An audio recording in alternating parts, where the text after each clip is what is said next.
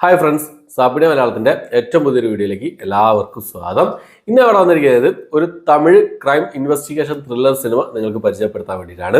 സിനിമയുടെ പ്ലോട്ട് എന്താണെന്ന് നോക്കിയാൽ ചെന്നൈ നഗരങ്ങളിൽ പല സ്ഥലങ്ങളിലായിട്ട് കാർഡ്ബോർഡ് പെട്ടികൾ കാണുകയാണ്. കാർഡ്ബോർഡ് പെട്ടികൾക്കകത്ത് എന്തായിരിക്കും എന്ന് അറിയാൽ ഈ മനുഷ്യ ശരീരത്തിന്റെ അവയവങ്ങളായിരിക്കും, കൈ, കാല്, തല എന്നുള്ള ആ രീതിയിലുള്ള സംഭവങ്ങളായിരിക്കും. പോലീസ് സ്റ്റേഷന്റെ മുന്നിലടക്കം ഇതുപോലെ എന്താ പറയുക, അവരെ വെല്ലുവിളിക്കുന്നത് പോലെ ഇതുപോലെ സംഭവങ്ങൾ കൊണ്ടുവെക്കാണ്. അപ്പോൾ ഇതിന് പിന്നിൽ ആര്, എന്തിനാണ് ഇത് ചെയ്യുന്നത് എന്നുള്ള കാര്യങ്ങളൊക്കെ കാണിച്ചു തരുന്ന ഒരു സിനിമയാണ് ഇന്നിവിടെ ഞാൻ പറയാൻ പോകുന്നത്. രണം അരം തവരൽ എന്നാണ് സിനിമയുടെ പേര് വരുന്നത്. വൈഭവാണ് ഈ സിനിമയിൽ പ്രധാന വേഷം കൈകാര്യം ചെയ്തിരിക്കുക. വൈഭവിന്റെ 25ാമത്തെ സിനിമയാണ്. വൈഭവിനെ കൂടാതെ നന്ദിത ശ്വേത, താനിയ ഹോപ്പ് എന്നിവരൊക്കെയാണ് മറ്റ് പ്രധാന കഥാപാത്രങ്ങൾ അവതരിപ്പിക്കുന്നത്. ആമസോൺ പ്രൈമിലാണ് ഈ ഒരു സിനിമ OTT റിലീസ് ചെയ്തിട്ടുള്ളത്. തിയേറ്റർ റിലീസ് ചെയ്ത സിനിമയാണ്. ആമസോൺ പ്രൈമിൽ 2 മാസം മുമ്പേ OTT റിലീസ് ചെയ്ത സിനിമ, 3 മാസം മുമ്പേ OTT റിലീസ് ചെയ്ത സിനിമയാണ്. ഞാൻ കാണാൻ കുറച്ച് ലേറ്റ് ആയതാണ്. പിന്നെ ഒരു ക്രൈം ഇൻവെസ്റ്റിഗേഷൻ ത്രില്ലർ വിഭാഗത്തിൽപ്പെടുത്താവുന്ന സിനിമയാണ്. സ്റ്റോറി വൈസ് നോക്കുകയാണെങ്കിലും എങ്ങനെ നോക്കുകയാണെങ്കിലും ഒരു ക്രൈം ത്രില്ലർ സിനിമകൾ, ക്രൈം ഇൻവെസ്റ്റിഗേഷൻ ത്രില്ലർ സിനിമകളെ ഇഷ്ടപ്പെടുന്ന ആൾക്കാർക്ക് ഒരു തവണ കണ്ടു നോക്കാവുന്ന എല്ലാ സംഭവങ്ങളും ഈ സിനിമയിൽ അടങ്ങിയിട്ടുണ്ട് എന്നുള്ളതാണ്. എനിക്ക് ഈ ഒരു സിനിമ ഒരു ആവറേജ് ഫീലാണ് സമ്മാനിച്ചത്. സ്റ്റോറി വൈസ് നോക്കുകയാണെങ്കിലും നമ്മൾ കണ്ടുപടുത്ത കുറേ സംഭവങ്ങളൊക്കെ തന്നെയാണ് ഉള്ളതെങ്കിലും നമ്മൾ പിടിച്ചെടുത്താനുള്ള പല സംഭവങ്ങൾ ഇതിൽ ഉൾപ്പെടുത്തിയിട്ടുണ്ട് അവരെന്നുള്ളതാണ്.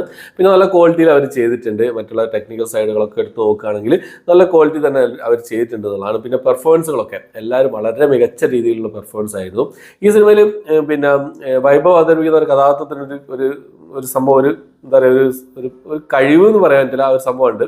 പക്ഷെ അതിനെ ഒരു ജസ്റ്റിഫൈ ചെയ്യുന്ന, ഒരു ക്ലാരിഫൈ ചെയ്യുന്ന രീതിയിൽ അതിനെ എന്താ പറയുക, നമ്മളൊരു സാറ്റിസ്ഫൈ ചെയ്യുന്ന രീതിയിൽ എന്തായാലും അതിനുള്ള ഒരു സംഭവം എന്താണെന്നുള്ളത് നമ്മളെ അങ്ങോട്ട് മനസ്സിലായിപ്പിക്കുന്നില്ല എന്നുള്ളതാണ്. അത് കുറച്ചുകൂടി ഒന്ന് ഡീറ്റെയിൽ ആയിട്ട് ചെയ്യാമായിരുന്നു.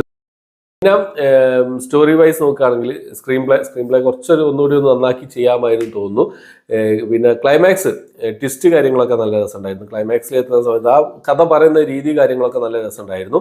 ആകെ മൊത്തം ടോട്ടൽ എടുത്ത് നോക്കുകയാണെങ്കിൽ എനിക്ക് ഈ ഒരു സിനിമ ഒരു വൺ ടൈം വാച്ചബിൾ ആയിട്ടുള്ള ഒരു ഫീലാണ് സമ്മാനിച്ചത്. രണം അരം തവരൽ എന്നാണ് സിനിമയുടെ പേര് വരുന്നത്. ഒരു വൺ ടൈം വാച്ചബിൾ, ഒരു ആവറേജ് ഫീലാണ് എനിക്ക് സമ്മാനിച്ചതുള്ളതാണ്.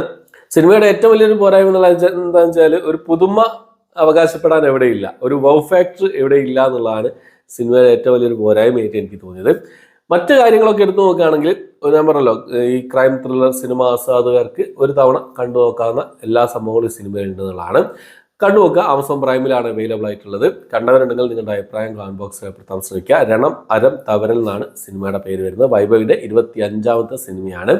ഓക്കെ, അപ്പം ഇതിനോടകം തന്നെ ആൾക്കാർ കണ്ടിട്ടുണ്ടാവും. പക്ഷെ ഞാൻ കാണാൻ കുറച്ച് ലേറ്റായി. അപ്പോൾ കണ്ടതുകൊണ്ട് എനിക്ക് പിന്നെ ഇഷ്ടപ്പെട്ടതുകൊണ്ട് നിങ്ങൾക്ക് മുന്നിൽ എത്തിച്ചതാണ്. ഓക്കെ, അപ്പോൾ ഇതുപോലുള്ള ഒരുപാട് സിനിമകൾ ലിസ്റ്റ് ചെയ്ത് വെച്ചിട്ടുണ്ട്.